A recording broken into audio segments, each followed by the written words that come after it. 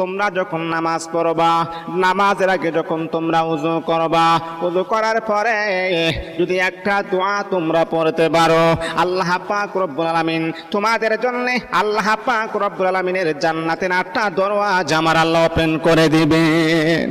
ও আমার প্রিয় বন্ধুগণ, কি এমন দোয়া যে দোয়াটা পড়লে আল্লাহ পাক রব্বুল আলামিন আমার আপনার জন্য জান্নাতের 8টা দরওয়াজা খুলে দিবেন।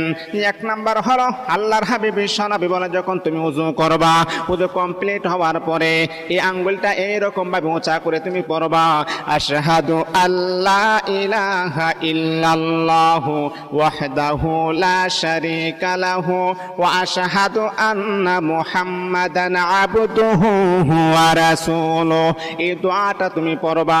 নবী বলেন এই দোয়াটা পড়লে আল্লাহ পাক রব্বুল আলামিন তোমার জন্য জান্নাতের 8টা দরওয়াজা আমার আল্লাহ ওপেন করে দিবে।